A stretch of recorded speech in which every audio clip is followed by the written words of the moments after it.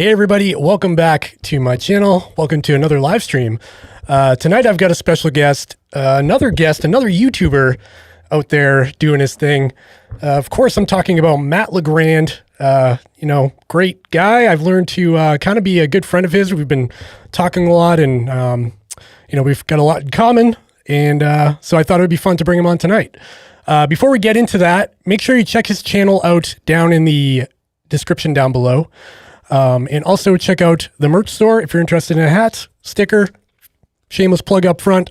I've got about 19 of these hats left, so there's not many left in stock. And once they go, I don't know if I'm going to reorder, but we'll find out. Okay, yeah, I think that's all I've needed to talk about up front. Let's bring Matt on with that all the way. Let's see if I can do this right this time. It's always too many button clicks. Hey, Matt, how's it going, man? Hey, how's it going? Everyone didn't catch the 5 minutes of us troubleshooting microphones and headphones before this. Yep. But we made it. We're here and we're live. Always a game. It's always, and I was like rushing in here into my little office studio to like set up everything as fast as I can, like lights, switch. And then microphone. Is this microphone going to work? I doubt it, but let's try anyway. So. Yeah, I mean, I was running way behind. I had like dinner with my family, ran over here, set up a new light. Also, how's the light look, everybody? Does this look okay? And then I had my MacBook needed an update. Everything needed an update. My phone crashed. Like just everything went wrong. So I apologize that we're kind of late tonight. But I appreciate the people watching now. We've got a bunch of people watching already. So that's exciting. So for people who don't know Matt's channel, Matt is a fellow YouTuber. His content of choice is mainly triathlon stuff. And he also falls into the fitness tech. We've got watches and sensors and all that fun stuff over there. So we end up sharing a lot of the same kind of content, which is fun, right? Which is good. And I think in this live stream, I kind of want to talk about, I don't want to like so much interview you, even though you're a fantastic human being. I want to just like speculate on what we're in store for in 2021 in terms of like fitness tech, because I think it's going to be an exciting year. What do you think? I think that there's going to be some really great products come out. And I think that there's going to be some companies that maybe don't do as well, right? Like, so I think it's going to be a very interesting year for the marketplace. Yeah, for sure. Yeah. I'm like, like if Sunto did something big, that would like really, thinking. Yeah. Cause they've been like kind of a sleeper, I don't want to, I hate to like, be negative towards them because I want to encourage them to do something bold. Absolutely. And I think go ahead. I was just thinking like, any of the underdogs, like we pull for, I mean, obviously you try not to be biased towards any, certain product or anything like that, but you do want the companies that are new or emerging to kind of like, come on, man, you can do it. You kind of have that feel for them. Sunto I worry about.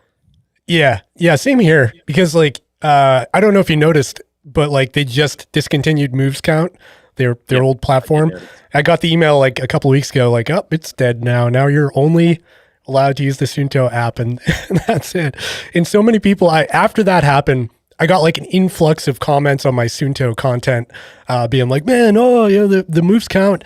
It's just such a weird move for them to like give up this kind of a polished platform and then shift into just an app, kind of a basic app. I mean, I do like the little course builder on it, but that's about it. I was just wondering if this was like the signal of like the beginning of the end kind of stuff. Like, are they kind of done or are they moving towards a different product style? Kind of, I'm thinking like, Android wearable type stuff is like, I'm just not sure what their plan of attack is. I can't tell. Yeah. But I don't know either, because I really haven't reviewed a lot of Sunto stuff on my channel at all. So. Yeah, they sent me the 7 and the 9, and I made a video about the 7, and I still haven't made a video about the 9 because it feels like just, even though it's not that old, it just feels old. Yeah. In 2021 compared to all these crazy things that have come out recently. It's a cool watch, but it's freaking massive. First of all, it's like a tank, and it just kind of like the specs aren't like mind blowing. What do you expect to see? or what do you hope to see from a triathlon standpoint? Like, what's some feature that you don't think exists yet for that crowd? Well, honestly, there's, Wahoo did this watch, the Wahoo Rival, and it was interesting to have this like touchless transition feature where you could basically perform a triathlon race, hit the start at the beginning of the race and hit stop at the end, and it would figure out everything else. And that to me was like, hey, we're innovating in the sport of triathlon. Like, that's very rare, because I just don't think a lot of companies care about triathlon, which is very reasonable, right? Like, you really do want to target your largest markets to kind of be a profitable company, and triathlon might not be that particular situation. And I feel like ultra running might be in the same boat, right? Where you're just like, Oh yeah, we know we're small potatoes when you're comparing us to runners as a whole. But when someone kind of like panders to your little core group, like, you kind of have to appreciate it. As far as like what could come next, the obvious stuff is like, well, your standard watch with the same features, but you've got cellular connectivity, right? Like, I almost feel like that's a given at this point. It's hard to speculate on like the big stuff, like what else could be coming down the wire. Different display technologies for sure. I just don't know if, for triathlon, for ultra running, really in a lot of ways they're similar. You need big battery life. And I think when you start to look at certain display technology like OLED and stuff, you just don't have the battery opportunity to kind of go for that Ironman distance.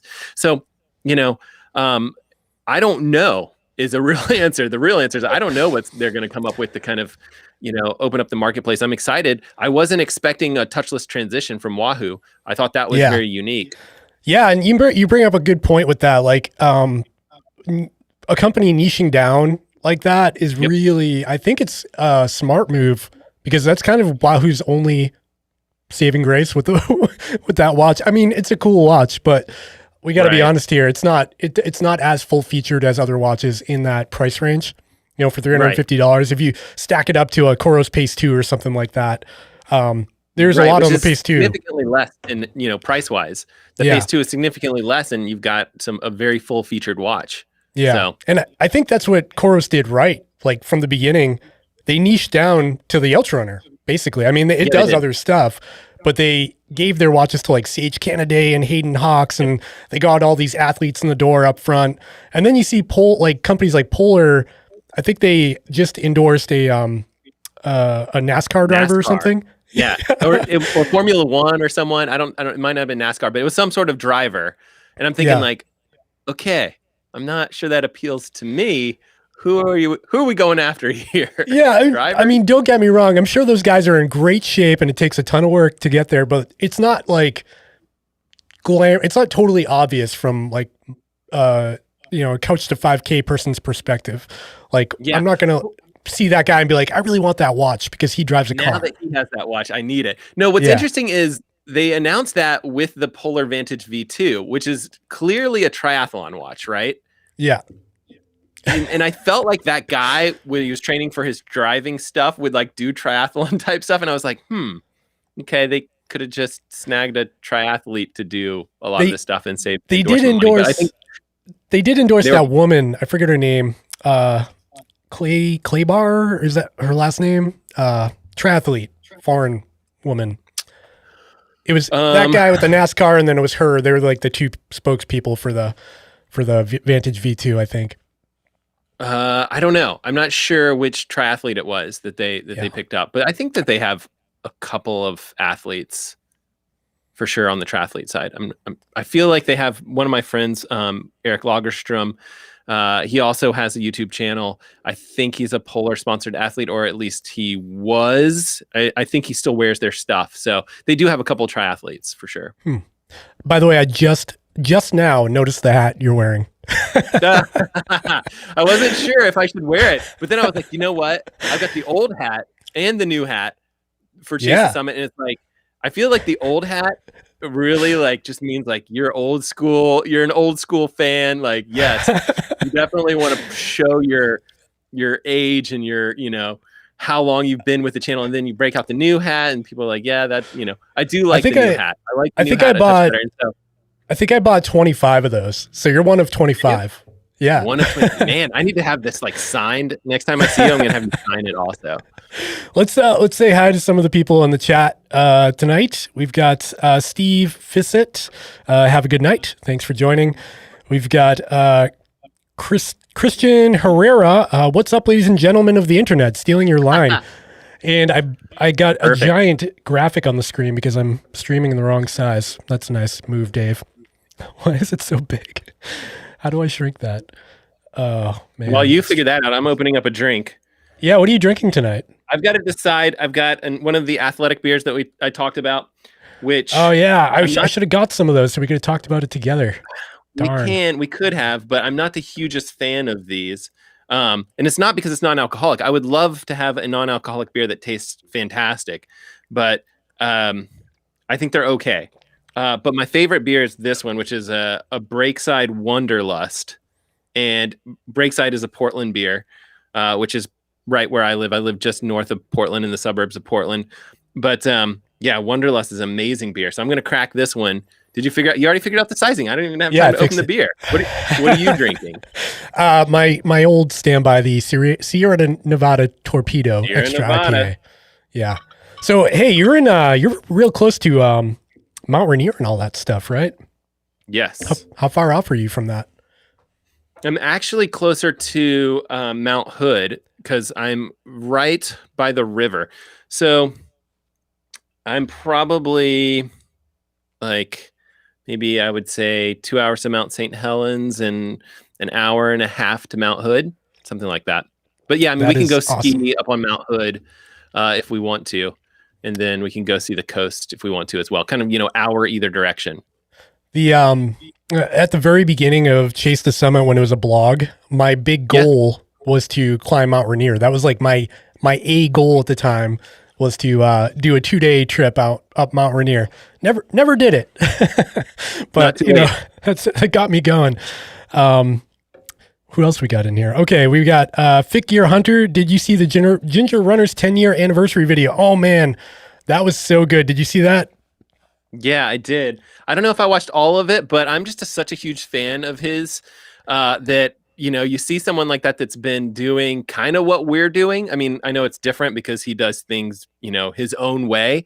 But, he's been doing it for 10 years. And I just think that is so cool. And granted, time flies. Like I'm going to be coming up on 3 years, I think, on YouTube. Wow. And I know you've only been on YouTube a lot less than that, but I think I'm coming up on 3 years and another couple months or something like that. But you can start to see how like time just flies and all of a sudden you're at 10 years, but man, a decade. That's so cool. Man, that intro to that video with like the clips of him, like at the very beginning and all the way through time, it was, man, it was like, it almost brought a tear to my eye. It was like really so cool. Did you think that his first video, like he still has his personality and he's still very good on camera? And I'm just thinking to myself, like, you look at my first video and in my video from like yesterday, and I'm just like, man, his stuff 10 years ago is better than my stuff now.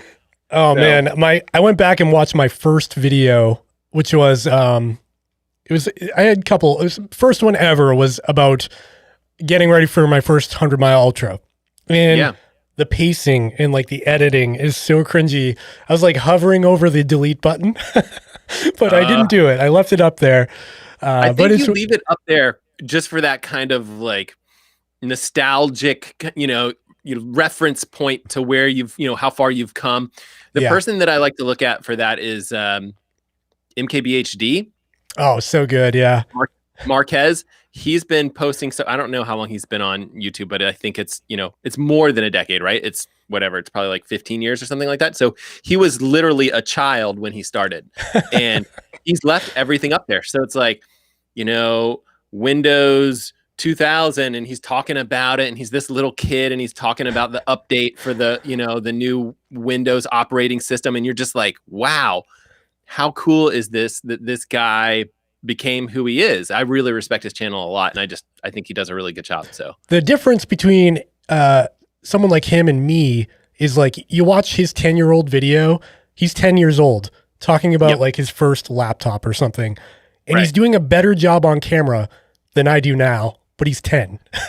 Yeah. I'm like, how did that? It's like a natural thing. Like that was his purpose in life, was to be that guy.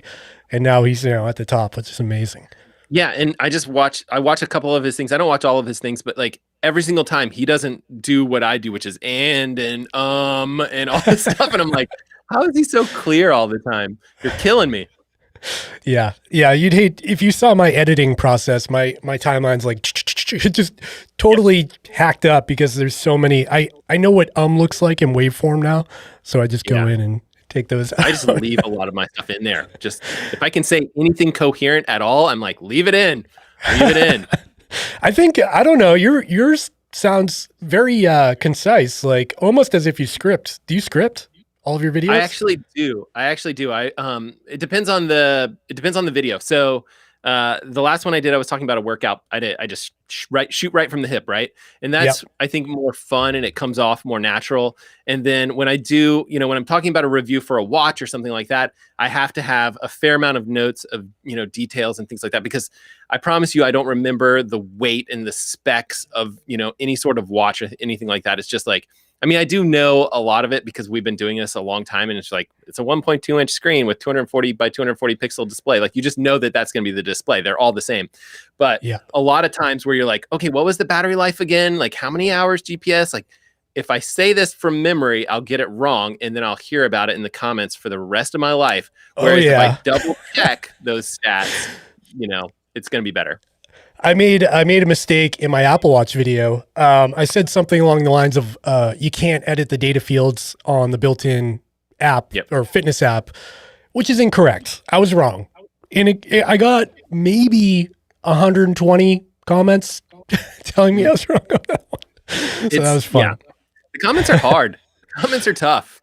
They are. I feel like I have pretty thick skin, and but I also really don't like to make mistakes and have to live with them for a long time. So that's the problem with YouTube. It's just like, they're right there, and you either delete the video or you just leave it in. So it's hard. Well, there is a little hack that you can actually go in and cut things out after the fact, but I didn't tell you that. Can't. Oh yeah, you can. Who else do we have here? We got JPD from Vancouver, BC. Love the podcast, Dave. Getting back into trail running, and listening to you when I'm on the trail. That's awesome. Oh, great. Any tips from you two on getting back into running? My only advice is just to get your shoes on and get out the freaking door, because that's the hardest part. I say that over and over. I say it to my wife. Any of my friends who are like, oh man, my mileage is decreasing. I think the hardest part, even if like you're a gym goer or you ride a bike, just getting the gear on, like getting ready to go, and then opening the door and shutting it behind you. After that happens, it's so much easier. Yeah. How do you feel about that, Matt? Start slow. And, I would say, don't stress about the volume of running that you're doing and focus on more like frequency. Like, so, if you can, like you said, get out the door, if you can do that, whatever it is, like if 3 times a week is easy for you, then, 5 or whatever it is, but just getting out the door, you don't have to do a 20 miler each day or whatever it is. And if you were doing that in the past, awesome, but like scale it back and focus on frequency, and you'll kind of build those little intrinsic muscles that are good at kind of repetitive patterns. It's just so nice to just do that. Like, oh, I'm only going to do a mile or two. And it's like, that works. I know you were doing, running every day for a little while, right? Still doing it. Yeah. Still have the streak You're going. on it. Okay. Yeah. I didn't know. I didn't want to say like, that you're still doing well if you were like, I'm done with it. The other thing I want to mention for JPD here is, try not to, one big thing I see happening a lot, especially now in the pandemic with Strava, social media, don't compare yourself to other people, because Strava is a terrible place for that. Strava has a lot of good qualities to it, where you can track your fitness and people can give you thumbs ups and, everything's good there. But if you go on someone's profile and they're dropping 200 miles a week, you can't feel bad about that. I think that happens a lot now, especially in isolation. So just watch out for that. Just be proud of what you're doing. Just focus on time on feet. Don't focus on, dropping huge mileage. we got Oscar Farias. What's up, bro? Hope you're doing good. I hope you're doing good too, Oscar. What's up, Oscar? We got Ryan Clayton in the house. He says the Sunto 10 better be fire. I totally agree. It better just rock the whole industry and bring them back. That would be Fingers amazing. Crossed. Yeah, might happen. You never know. We got Fikir Hunter for both of you. Product predictions, specifically the big four: Garmin, Coros, Polar, and Sunto. How about yeah, why don't you tackle this, Matt? What do you think is going to be? I mean, it's kind of hard to say, okay, but what do you think is going to be like the big thing coming from the big four? I think Garmin, the big thing is going to be the 955. I think that's going to drop. I actually have no insider information. If I had insider information, I would not talk about it. Like, that's exactly how I don't. The reason I don't have insider information is because I'll talk about it. I think the 955 will come out soon, in the next couple of months, and I think that's going to be I think it's going to be a solid device. I think it's going to be one of the best devices on the market, if not the best device on the market. I think that we'll be very excited to review it. I think it's one of those watches that we'll use very regularly. I think Coros will update some of their, higher end watches, just because, man, that Pace 2 is so compelling. Yeah. It's like, I feel like they need to distinguish their higher end devices a little bit. And they they cannibalized. I feel like they cannibalized the Apex a little bit. The only thing the Apex had going for it is just it's nicer. Like when you hold it, feels better. But Pace 2 is so nice for $200. It's hard to beat. Right. So I think Coros, I would expect an update from Coros. I actually think Polar will see some smaller updates that we're not going to be super excited about. So I don't think they're going to update like their Vantage. I don't know if they'll update that Polar Grid X. That would be interesting if they did. I don't think they will. I think we're going to be quiet. We're not hear much from Polar, but I could be wrong. I think they also do heart rate monitors. So the Polar Grid, the Polar Grid X, if they did update it, if they do the typical Polar move, if you're listening, Polar, because sometimes they do, and I get an email. If they updated the Grid X to like the Grid X2, and then didn't roll back features in the firmware in typical Polar fashion, that would really rub a lot of people the wrong way, because it's already starting to get to people where like the Vantage V2 has basic minor things like menu tweaks that they could definitely put in the Grid X, and they just won't because they want to differentiate their products. But it's like the polar opposite of what Coros is doing, because Coros is like, let's put it all out there. If the device is capable enough and has the hardware, put it in.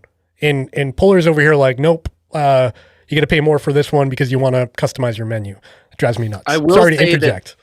I will say that Polar does have that route in a lot of their activities that they do. Like you can do open water swimming on like any watch, even if it's just not going to work. Like you could select the open water activity and go swim open water with your Polar Unite watch, with your phone back at the dock. It's not going to work. Right. So I mean, I think it's awesome. I applaud Polar in some ways, but in my video, and I don't remember which one it was, but there's a Polar Grid X video. Maybe it was Polar Grid after. I think I said something like, you guys need to update this. And I was specifically talking to Polar, like, you should bring some of those software updates into the Grid X. It was at the time, it was like, this has only been out for 6 weeks or something. You can't just leave it behind on software updates. And, a lot of the internal stuff is very much the same. I mean, people will still be able to distinguish between those watches. The Vantage V is a lot lighter weight. The Grid X is a little bit beefier. It feels more like a outdoorsy kind of watch, versus the Vantage V kind of feels, like that lightweight, I don't know, runner triathlon watch. But yeah. So I don't expect a ton of updates from Polar. Sunto, we've talked about already. I have my doubts. I don't know, but I don't know. I don't know how to feel about them. I'm really hopeful, because I would, they were such a staple for a long time. You went to a race and it was either a Garmin or a Sunto on people's wrists. Mm-hmm. And now we're at a point where it's mainly, for me, ultra marathons is like, you see Coros, Garmin, sometimes Polar. and very rarely Sunto at this point, which is kind of weird. Triathlon, you see a lot of Garmin for sure. Because if you think about it, they have a bit more history with triathlon. I mean, if you think back, they've, you'll see people wearing those big GPS watches and things like that at triathlons. So you just have more time. And I do feel like ultra marathoning is a bit of a newer sport. And so you don't have people wearing super old technology as much. And, you see super old bikes at triathlon and stuff like that, which I think is good. It means these people have made their purchases and they're not just jumping on the next shiny object that they see. And, you and I are a bit of a problem because we talk about the shiny new things all the time. And, it's kind of like, do you put out that vibe of like, you need to buy something every couple months? Because I don't think we want to put out that vibe. We want to tell people like, hey, get as much value as you can out of these devices. We're going to talk about what's new and what's great and what's fun, but don't feel like you need to get every single thing that's out there. Yeah, that is something I struggle with a little bit. Cause I get that question all the time. What's the best watch? Should I get a 245 or a 945? Should I get this or that? And there's never any context around what they're trying to achieve. Like, are you running? Are you cycling? Are you a triathlete? Are you ultra running? Are you just somebody who wants to get into better shape? And I struggle with that all the time. Because, I'm a frugal person to some extent. Yeah. But here I am, like, kind of peddling everyone's brand new shiny object. But that's our job, man. That's what we got to do on these YouTube channels. No, I mean, usually in the comment sections, people will be like, I have this, Garmin 735 and it's on its last leg. And what should I get next? And I'm like, make it last. You're getting such good value out of that watch. I'll literally will say that every time. And then I'm like, then if you make it last a little bit longer, all of a sudden, some new watch that isn't out on the market yet will be out on the market. So yeah. That's another common comment I see is, when will the Phoenix 7 come? Maybe, I don't know. I see that probably 10 or 20 times a day at this point. It's crazy. I do think what's interesting is I think that one kind of change in the marketplace is that we are going to see more frequent releases, and they're probably not going to be as massive of an update because I think that we're going to start to see, I don't know if it's going to be yearly or, a year and a half, but that's very much, significantly faster than it used to be, right? Like where you would get something every 2 or 3 years. Yeah. I think we can Garmin I would be an example of that, right? So if that one comes out in the near future, or I actually think all of this is pressure from Apple, right? So Apple, like clockwork is going to be a yearly release. I think Garmin right now is probably aiming for like a year and a half. So that's a huge jump from them. So I think the Phoenix 6 or Phoenix 7, I'm sorry, is going to be something that will come out not sooner than we think. I mean, I think you and I have a guess at when we think it would come out, but maybe summer or fall or something like that, but I don't think it's going to be 2 years from now. I would guess like August, like October, that time frame at some point, but who knows? Again, we have no insider knowledge. We're just speculating here. But like I said before, if we knew, we would not talk about it. So that's very true. We got Daniel Sunders who says the Sunto X. Ooh, that's a great name. They should go with that. I like that. The Sunto X. Sunto is all other Nordic. Sunto is like all other Nordic technology. Dense, Nokia, Ericsson, all crap. Thanks for sharing, Rich. That's his opinion, not ours, by the way. And personally, I think Sunto would do something because they released relatively large watch updates in October. Yeah, that's true. They released some new course navigation features in October. That was kind of a pretty big update to the Sunto 7. That was good to see. Honestly, if they took the 7 and put like really good battery life into it, I would probably have a lot easier time swallowing the price of it. Although it got a lot cheaper these days. Ryan Tiermate, I just wanted to see a solid state battery come to the GPS watch market. That's an interesting, that would be cool.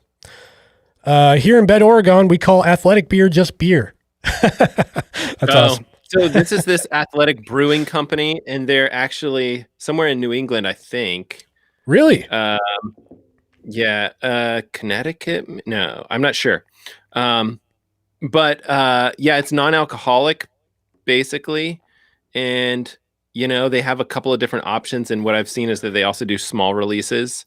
Is it non-alcoholic or is it non-alcoholic? Like, is there 0.05? It's non-alcoholic. It officially says non-alcoholic on there. But yeah, they usually when it is non-alcoholic, it's usually like 0.05 or something like that. Yeah. And then only 70 calories. So if you drink this, you actually get faster. It's speed beer. That's what it is. But yet here I am drinking the Wonderlust. Marty Logan says, "Hey guys, what are both of your current fitness watches of choice that you're wearing? What do you got on right now, Matt?" Okay, so I get this question a lot, and the answer is like typically, I have like a wall of watches which I am just staring at kind of off to the side, but whatever's charged up, I'll grab. Right now, this is the Garmin 745. I have a video coming. Garmin 745. I have a video coming out soon where it's like I've had this watch for 100 days. When I post the video, it's going to end up being like 120 days or something like that. It takes me a long time to post videos, but I'm wearing it a little bit more frequently because I want to like refresh my minds of like when I grab this watch over a different watch. So like what watch is charged up, I grab that one. B, like I'm kind of leaning towards this one a little bit more because I do really like this watch, but also I've got that video coming up. I want to make sure that I know what I'm talking about when I talk about this watch. Yeah. I do think that the Garmin watches tend to be my favorite for swimming. And I feel like no one cares about swimming except for me. And I actually really care about swimming. And one of my problems with all of these devices is like you get in the pool and you're like, oh, these things, they're none of the developers really care about swimming. It'll tell you the distance sort of, but they're not really giving you like, drill mode, and you do all these different sets and things like that when you're doing swimming, and you really want to track all that data. And it's like, you're just going to end up with the wrong distance. And so it's super frustrating when you're swimming and you don't have what you need to have. Garmin does it right. And so the 945 or the 745, like no matter what I grab, those are going to work in the water pretty well when I swim. And I love swimming. I love running the most, but I am, injured all the time. So swimming's great for me. Yeah. What do you wear? Yeah, no. So I agree with the 745 became like I just was grabbing it all the time. I don't know why. It's just the form factor is so small. And even though the battery life isn't so amazing, there's still something to it. It's got thin bezels. It looks modern. It's comfortable. It's very light. So I was wearing that regularly for a while, but I recently switched over to the Phoenix 6S Sapphire. Okay. So because I like having maps, I like having the maps on the wrist, and it's basically the same form factor of a 745, but just with all the Phoenix stuff in it. So and Sapphire. And Sapphire, yeah. So I've been banging this awful, stuff. I'm pretty reckless with my watches, and they always end up scratches all over them. But yeah, I also have a watch wall here in my studio. But the funny thing is, there's nothing in these boxes. Check this out. This is my professional. Let me hide my shipping labels here. Here's my professional. This is how I transport my watches. Yeah, that's right. Because you go back and forth from your house to the studio, right? Yeah. So just got bring the watch box. So I just have this cardboard box full of watches that I tote around in my backpack. Yeah, I just have a wall of Chase the Summit hats and watches. That's how it should be. as it should be. Yeah. But the 745, like you're right. There's something about it. Like, and I'll talk about this in my video when I post it, but like the GPS accuracy is fantastic. Like we talked about that. It's like, I use it as my comparison to all other watches for GPS accuracy. And I think whenever Garmin does the 955, it'll catch up, I assume. But man, I don't know why this watch is just very accurate, and it has all the features that you need. And when you have a lot of watches, battery life isn't as big a deal, because if the battery dies, you just go grab whatever the next watch is. But, it is hard to recommend this watch when for a very similar price, you can get the watch with better battery life, the 945, and it has maps, and it has, so I think, you and I kind of see eye to eye, I think, on those two watches. It's like, don't price them the same if the 955 is so much better. I think they kind of corrected that stuff. It's funny though, a lot of people still choose the 745 like purely because the bezel. People hate the bezel. Like the one thing I see in the comments all the time is that bezel. I can't stand looking at it. So they pay more for less features. I know. I really think they're paying for the smaller size.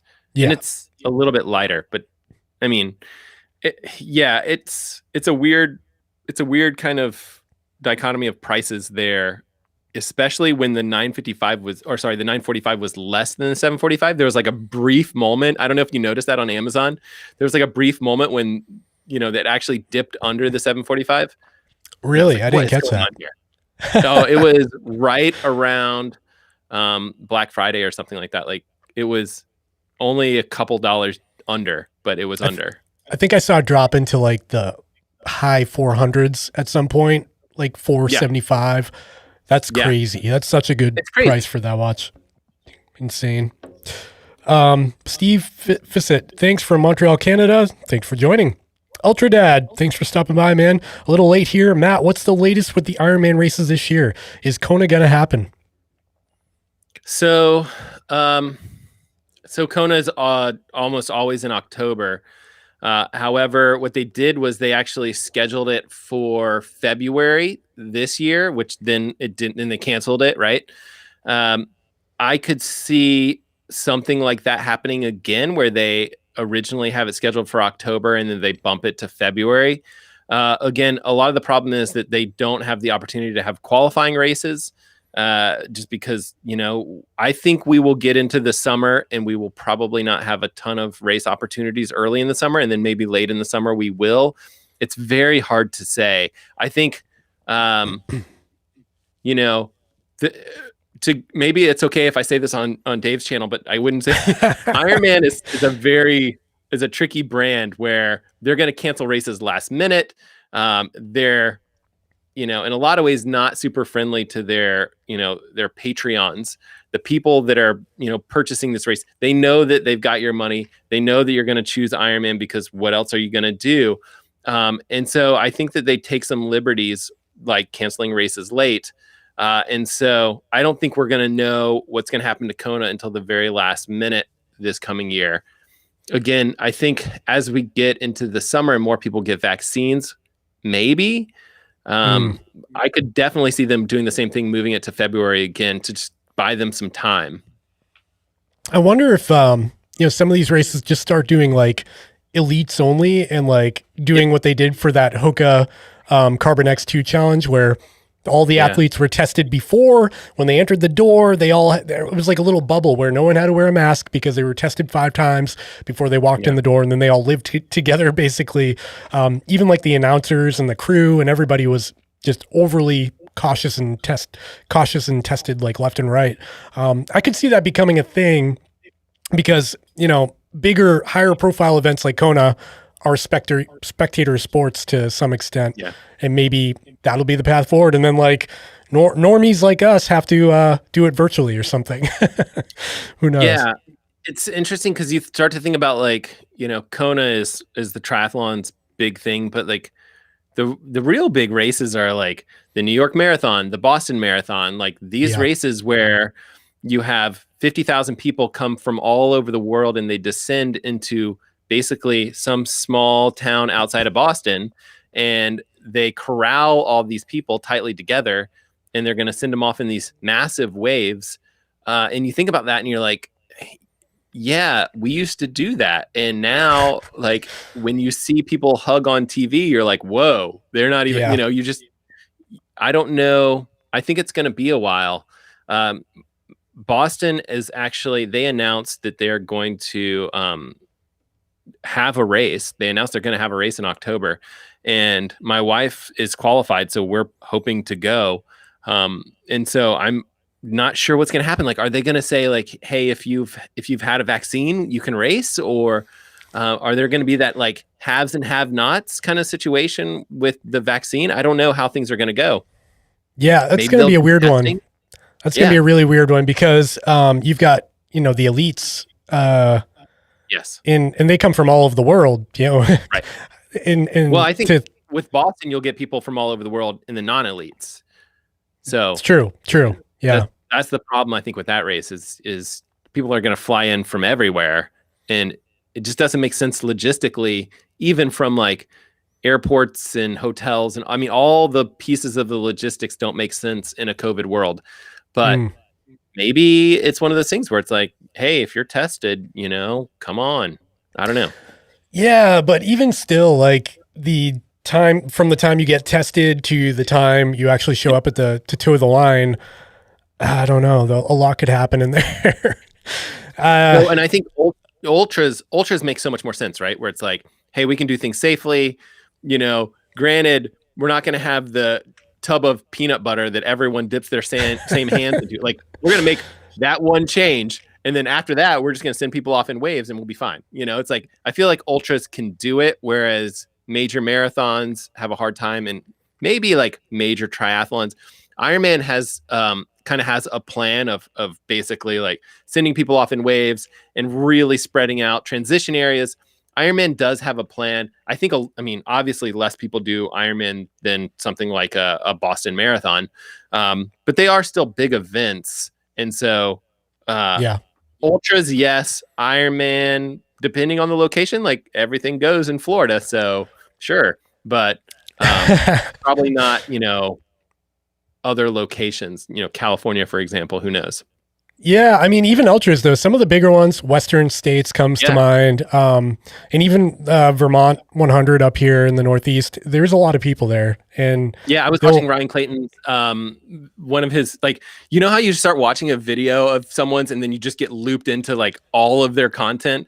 I just like went down a rabbit hole on his channel, and it was like, I was watching like, it wasn't Western states, it was Leadville, I think. And it was just like all these people packed in an auditorium, and they were talking about like, yes, I will finish this race. Like, don't give up. And I was just thinking to myself, like, they're all like close proximity yelling and stuff like that. And I'm like, man, that can't happen.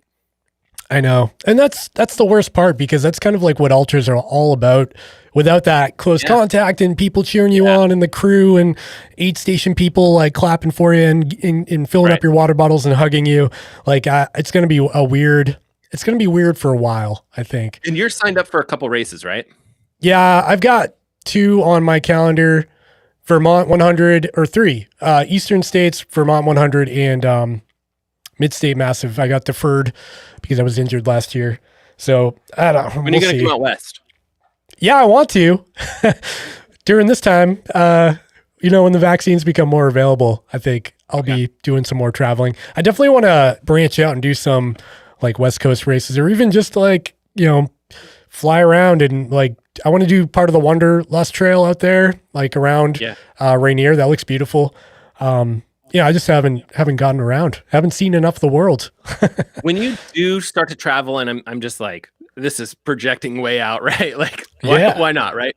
But like, when you do travel, do you think that you'll like do meetups with people that watch your channel at all, or? That would be awesome. I still feels weird to think like people would want to meet up with me, but I would want to meet up with you. Yeah, man, we should. Yeah. I keep talking to Ryan, like, it'd be awesome to come up with like a way to collaborate with, you and Ryan, or like something. I don't know. I feel like we could come up with something really creative. It'd be awesome. So much fun. Be a lot of fun. But again, there's a pandemic. So it makes that a lot more challenging. But it also gives us time, right? It gives us that little bit of time to be like, hey, we can plan stuff. Like, I know I kind of like chat with Mike Kofuzi. Kofuzi was on your channel. He did one of these interviews with you. Michael Ko, he is talking about this, like, because he's been locked in the pandemic, and it's like he wants to do this like road trip when it's all over, and he's just going to go everywhere. And so I'm excited for him to do it. I mean, I'm sure I'll see him a couple places, but it's just neat to think like he has enough of a following that he can go do some fun stuff like that. Yeah. Yeah, that would be awesome. I would love to see. Honestly, it would be great if like Kafuzi Mike did like the Boston Marathon or something, because I'm right here. I could like shoot down there and check it out. When actually we were planning on meeting up when he was going to do it for 2020, that didn't happen, of course. I was like, hey, my wife qualified. We're going. Like, I will film some stuff. Like, he was going to race, and I was like, I'll get some film for you, Oh, that would be awesome. I'm going to be out there with camera stuff. So, and I love all the camera stuff. So, yeah, preaching to the choir, man. I feel like I've gone down. We have a problem. We have a slight addiction, slight problem. It's called gear acquisition syndrome. Yes, but I can thank it for the start of my channel. I wouldn't have made Garmin videos if I wasn't so passionate about them and kept buying them. Yep. Let's see what else we got in the chat. We've got a few that we're missing. Oh, we got Mike in the chat. Kafuzi says, I agree. It's totally an Apple effect. People want to see something new every year. Yeah, I think he's talking about the Garmin conversation we just had. Yeah. 70. Mark Cole talking about his run every day challenge. 70-day streak here too, brother. It actually seems to be getting easier every day. Yeah, I agree. At first it was kind of a struggle for me because I wasn't used to running every day. It was like I used to like have easy days and hard days and long days. But it certainly got a lot easier now that I've kind of committed to it. And now, worst case, 3 miles on a treadmill. Best case, it's like a long run outside somewhere. But it definitely gets easier. So if anyone's thinking about trying it, definitely give it a shot. If for your viewers that don't know me, like I have a long running history. I ran in college. That was my big thing, was running. And so I have a whole bunch of years that I didn't miss any running at all, like didn't miss a day. And for a couple of years, I like ran a lot of miles. But I have a hard time talking to people, because they'll say like, oh, you need to have a day off, and you kind of get it. You're like, yes, that makes a lot of sense. That's probably the wise thing to do. But there's something about just having that, like, I'm going to run every day. There's no question about, should I run today? And you're just going to go out the door, and if it gets to be 7:00 at night, you're like, I'm still going to go run. I have to get my run in. Doesn't have to be long or whatever it is. But like, I think that there's some real value to that I think is kind of overlooked. Yes, the body needs to rest, but you can still rest and run a certain amount of mileage. So yeah. And I think up front, like at the beginning, I learned pretty quickly that every day is not going to be a 6-minute pace long run, right? Like some days it's 1.5 miles, 2 miles, but it still checks the box that I got my heart rate level up and I pounded my joints a little bit. And I feel like I feel less likely to be injured. It sounds counterintuitive, like I should feel like a higher sense of being injured, but everything's just been kind of worked in a little bit where it's kind of, I don't know, like I'm not structuring a workout. I'm not doing sets. I'm not saying I have a goal pace or a distance. My whole thing right now is like, just get out there, see how far you get. And if you feel good that day, go long. If you feel like crap, turn around. And just see where it goes. And that's resulting in like 40 to 50 mile weeks, which feels pretty good right now. So, as long as I can maintain that. I coach a really large high school team. It's probably not going to be large this year. But in cross country season is normally in the fall, and we're doing it in the winter, which is weird. But like, so we'll usually have, somewhere between like 100, 125 runners. And, I'll talk to a lot of them, and they do have injuries and things. And I'll tell them like, go for 2 miles, see how you feel. And at that 2 mile point, then decide if you want to go for 7 miles, or if you really feel like not good, like bag it, like, and be smart, like bag it, like do it, like call it quits if you feel like, but there's something to be said for like going through that warm up process and seeing how you feel. Yeah. There's real value there for sure. Yeah. And even like a rest day could be a 1 mile jog. It's not a run. I think people just take rest days too literal, like active rest. You can get out there and move a little bit. Yeah. At the beginning of the year, I was doing that. I was doing like kind of running a little bit each day, and I would do a lot of these like little 1 mile runs just to kind of like get my body out there and stuff. And I really liked it, which was surprising.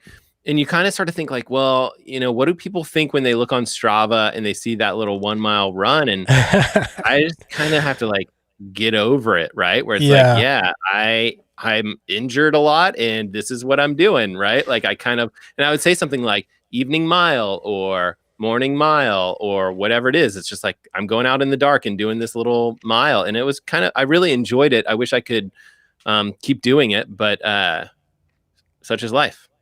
Achilles. So Achilles. Such is life. Achilles.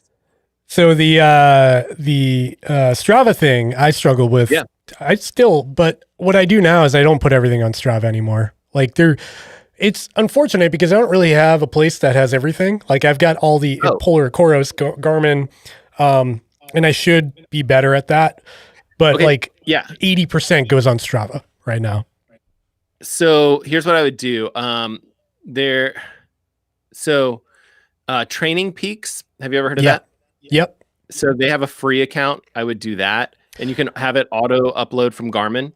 I have that. The problem is like I go from Garmin to Coros to whatever. And I know there's ways to sync them, like Run Gap or whatever, but I just don't bother because it's better for my mental health. Well, the other problem that you and I have is I'll be wearing 3 watches and I'll go for a run and I want to compare all this data and it's like, crap, all of that got uploaded to Strava and I got to go delete all this thing, or whatever. But for me, like what's on Strava, I think is accurate and I don't hide anything at all. So I post, everything there and I don't have, I feel like I just have to, if I go for a mile and I'm embarrassed that I ran 11 minutes and 30 seconds for a mile, like, guess what? Like anyone wants to compare PRs, like, let's do it. But like, I have to get over the fact that I am where I am, and that happens to be not great at running right now, which I can live with that. I think though, we put a lot of pressure on ourselves to be like, especially being like on YouTube and talking about fitness stuff. You're like, well, I better be in some kind of shape, right? But I think people actually like someone more relatable, someone injured. And I feel like they appreciate, I appreciate that when I see somebody and they're like, man, I jacked up my back. How am I going to make this better? I like that sort of honesty, that transparency. And who knows how many of the influencers out there are doing that. It's a weird niche we're in because it's based on physical capabilities. And if I got in a car accident, something terrible happened and I broke my leg, how the heck am I going to post videos about fitness tech and running gear? So it is a weird situation. I feel you for sure. And honestly, when you had your back injury, it's the same kind of thing where it's like, how do I review a watch when I can't go out and run? And I do feel that pressure and I do things that I shouldn't because, I just posted a video, I think maybe my most recent video where I go and I do this track workout, which is the exact opposite of what I should be doing with my Achilles right now. And my physical therapist is also a professional triathlete and also like best friend. Right. And so he saw that and he's like, oh my God, what are you doing? And it was because like another YouTube channel had like called out my channel and been like, hey, try this challenge or whatever. And I'm like, I'll do it, and then you're like, well, I could just jog through this 8-minute pace or whatever. And then of course I go harder than I should. But you do feel, I think, a lot of weird pressure being on YouTube, especially somewhat of a fitness channel or whatever. And I don't know what the answer is because you do need at least a certain amount of like minimal amount of fitness to be able to test a fitness watch. And I don't know. I think what could be like the minimum amount, like the mile or whatever that we talk about, I don't even know if that's enough to test some of the heart rate monitors because, a lot of times you're ramping up a lot of the accuracy and things like that as you're doing those. But at the same time, like at least with triathlon, I have the ability to be like, well, I can easily hop on the bike for an hour. If I got hit by a car, that would definitely be a different situation. I don't know. Yeah, it depends. I guess it depends what part of you got hit by the car. Yeah, well, I have quite a few friends that have been hit by cars when cycling. It's actually scary how common that happens. Dude. And No, One of my buddies who's go ahead. I bought a road bike and I was like, I'm going to use this as my side. Like I'm going to, get my cardio up on the road bike. Yeah. I was a mountain biker for a long time. I love mountain biking. But then I was like, I can't get to the trail all the time. So I'm going to get on the road. Yep. It took me 2 days of commuting to work where I was like, screw this. I live near Boston. People driving around here are totally insane. Not only that, but like we've got, I feel like the roads are more narrow in Boston. Oh yeah. Yeah. Everything's just it's very chaotic on the roads here. So I sold it. I was like, nope, I'm done with this. No way. So the only cycling I do now is on an indoor bike. Yes, actually that's great. And I do a lot of indoor cycling, especially right now, but I do love biking. I love biking outdoors. I usually have a couple of scares that, every once in a while, and that really freaks me out. Or I have friends that get really badly hurt, or I have my own crashes. I don't know if you can see my shoulder, but it's basically, disfigured because of a bike crash that I had. But like, you have these situations where you're like, screw that. I need to be able to like pick up my kids, and I need to be able to, do these things that are important. But at the same time, like biking is fantastic. It's great. It's a great sport. You can get out there and you can go 2-3 hours and not be that sore the next day, which you can never do with running. So it has its benefits for sure. It's just, man, running is so much more time efficient, right? Throw the shoes on, go out the door and get back to work. Yeah, that was the whole thing with mountain biking was I remember like in the morning I'd have to get the bike on the roof, and then I'd have to remember to put my shoes, my clipless pedal shoes in the back seat, and all my gear, the helmet and everything. Whereas with running, it's like keep your shoes in your car. You got a basic minimal kit. By the time you're ready to get ready for biking or whatever. Exactly. So like lunchtime runs at work or after work, it's a lot more. I don't know. It's more minimalistic. Takes less tweaking. That's what I like about it. And you have 3 boys, and I have 3 boys, and it's like, time management is a serious problem. Like it is a real issue. Yeah, man. And it's only going to get worse. It's the hardest part. I don't know. Like the value of time right now is just, it's there. You can't even I couldn't put a monetary value on it. And, I love my kids. I love my family, but like, between real job and then like doing my fake job over here at the YouTube thing, it's crazy. I'm sure you feel it too. I'm feeling like today I felt like I let down about 5 to 10 people, like a lot of people just disappointed with me because I didn't have time for them or whatever. So that's tough. We got Oscar Farias. He says, I was 270 pounds and now I'm down to 197. And all I do is run. Oscar. All I do is run 4 to 6 miles a day on the treadmill. Thank you guys. That's awesome, Oscar. Congratulations on that. Way to go. That's awesome. Victor Ngan, Ngan. Nin. I'm going to go with Nan. Any preference on hydration packs or accessories? How do you feel on that? What, the Solomon one, right? Is that the one that everyone wants? So I'm old school runner. Like, even if you're doing it's kind of like that. Like, hey, if you're doing 20 to 26 miles or something like that, you don't need hydration. Like sometimes you would go out, drive out the course before and throw some water bottles out. Like this is how we used to do stuff. And there were many times that I used to do this 17-mile loop on trails. And this is on trails in the summertime in Alabama. And I would have water at a water stop at 2 miles. And then I would do the rest of the 17-mile loop, and it was a hilly loop. And I would finish and I would be delirious without water. So we just didn't do it. And we never even thought like, oh, maybe you should bring a water pack or one of, nope, this is what we do. We just go run. So that was dumb. I used to feel that way until I got rhabdomyolysis. Is that how you pronounce it? Yeah, I got rhabdo after the Vermont 100 muscle breakdown, right? Where it ends up being so much muscle breakdown that it's pretty dangerous to your liver and things like that. Yeah, it's like super dehydration to the point where your muscle, like the proteins from your muscles, ends up in your blood. And that happened. Well, I got super dehydrated at Vermont.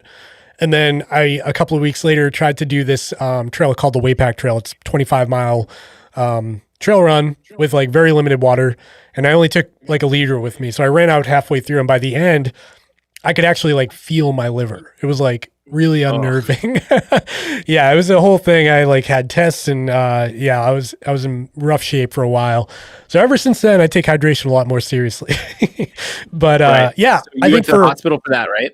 Yeah, I had to get all kinds of IVs and tests, and yeah, it took a while to recover. Even like a short run after that would take the wind out of my sail, and like it was really weird.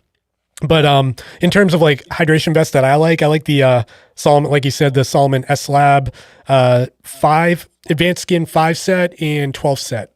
Those are my two favorites right now. Who else do we got in here? Let's see. What do you think about Apple Fitness? It's funny you ask. I was working on a video on that. Have you tried it yet, Matt? No. I think it's like, I feel like you keep getting these messages that it's like free for you because you got a new product.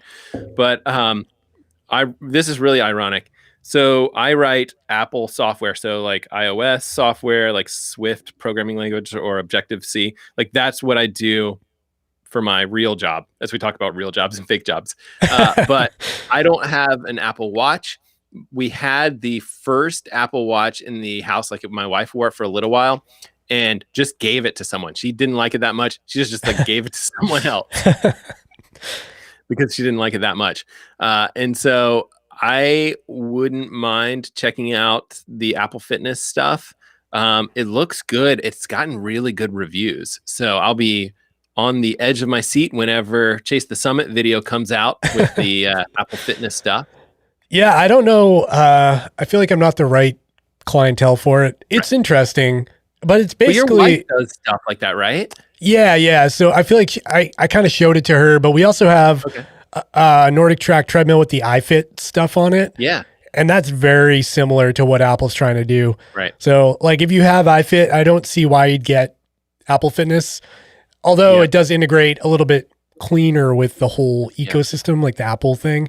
But yeah, the big show to it is basically like you'll see your heart rate from your Apple Watch on your iPhone or your iPad in real time. Right. And it's kind of catered to you. So after a workout, if you do something hard, it'll like suggest the next hard workout. That's cool. And it has things like yoga and all that other stuff on there. Yeah, that's probably what I should be doing like all the time. And my wife does a great job, and she uses the Peloton app, not for cycling, but for all of the different yoga stuff. And she loves it. And, you know, I don't mind paying for stuff if like we're using it. It's like, I have no problem with that. And she uses the heck out of that stuff. So that's, do you have to have the Peloton bike or tread to use the Peloton app? No, you don't. Well, so if you want to, so it doesn't make sense to use the Peloton app for cycling stuff if you don't have the bike, or same thing for the treadmill. But they have a ton of other stuff, which she likes, these HIIT workouts and yoga workouts. And that's what she's using the Peloton app for. And she really uses it a lot. So that's cool. Yeah, I'd like to. Maybe I'll try that because it might be a good data point for comparing it to Apple Fitness, because it's kind of the same thing. Yeah, because it's one of the major players on the market, and I'm sure they have a free trial that you could try it out and see what you think. Yeah. Shane, is it an Apple effect or watch brands trying to do the same things as the shoe companies do with their new versions every year? I feel like it's just a global thing where like we expect a new MacBook Pro every year, and we expect a new, TV to come out from Samsung every year, and a new technology from Sony cameras to come out. It's just like our culture now is like instant gratification, I think. Yeah. Shane, I think you're right. I think that there's some pressure from, and I do think it's coming from Apple somewhat.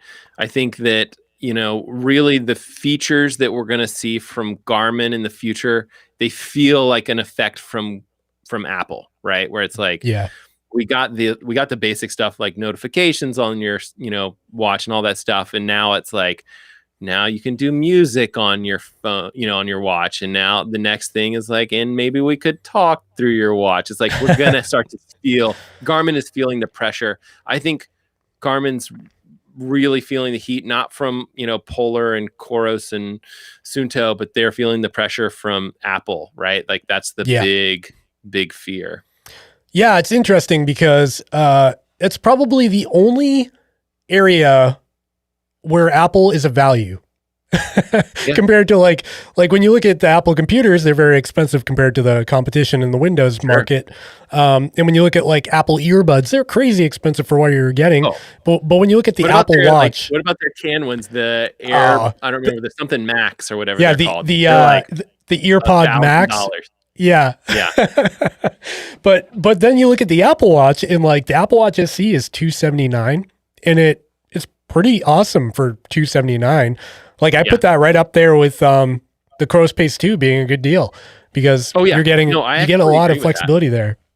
It's really weird. Yeah, it does a whole bunch of stuff. You got access to a ridiculous amount of software that you can install. And that's another thing that I mention occasionally, but like really probably not enough, is that third-party software is so critical that, it's like Garmin has their Connect IQ apps where you can, if there's something that your watch doesn't do, you just and you're smart enough, you figured this stuff out, you can go develop your own little thing, throw it on your watch, and there you go.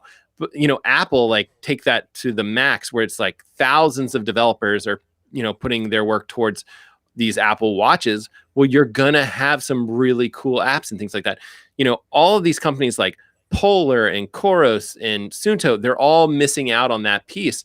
And it's something that they've I would say that they've overlooked it, maybe not, because it is hard to support all of that stuff, but like, it's important, right? Like, Apple is always going to have that advantage of having this massive developer base.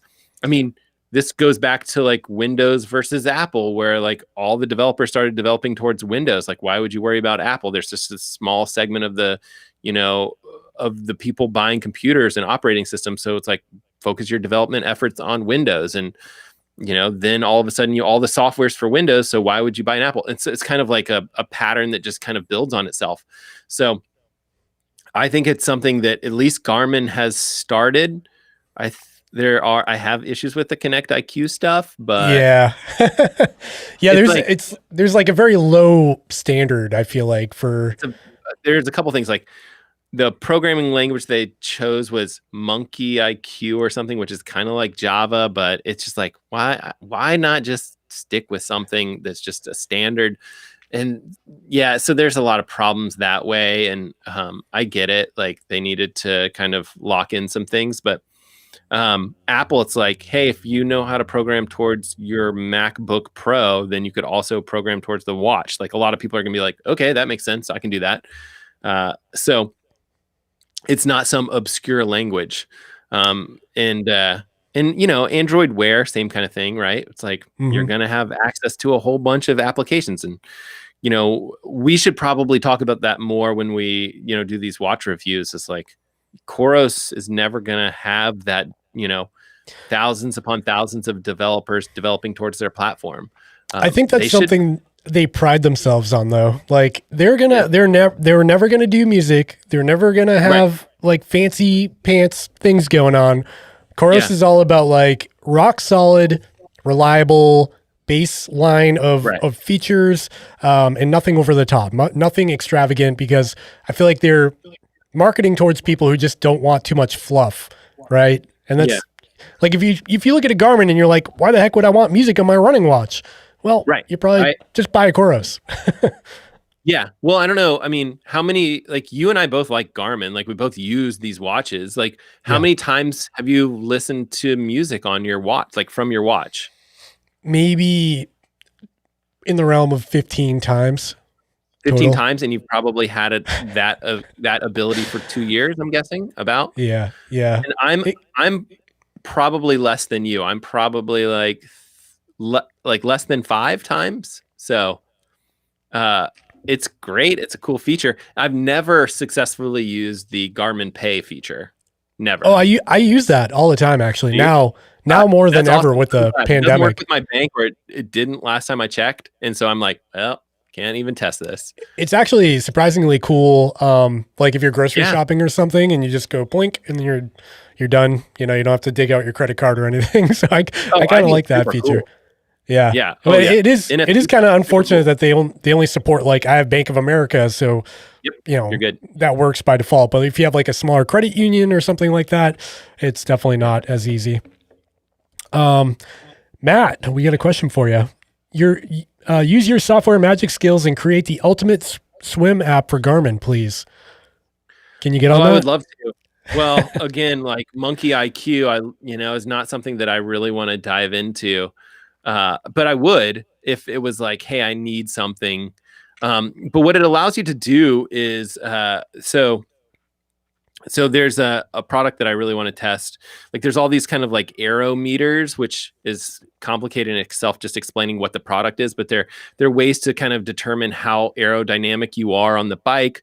But like they want to relay that information up to the bike computer, right? And so bike computer, you might have a Wahoo bike computer, or you might have a Garmin bike computer. Really, it's going to be one of those two. There are others, but like those are the two major ones. And so if you're making these arrow meters, which one do you choose? Do you choose the one that has, the Connect IQ platform where you can write your software and you can kind of get what you need from your arrow sensor up and display it? Or do you do that for Wahoo where you literally can't do anything except for nothing? Like you're out of luck. And so there's real value to that.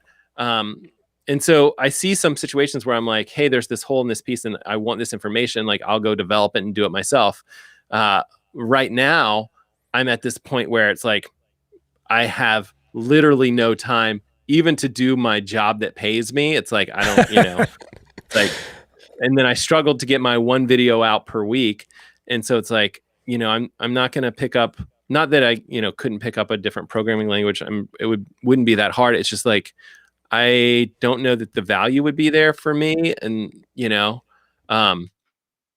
if it was something like, hey, we're gonna pay you to do it, then I would consider it.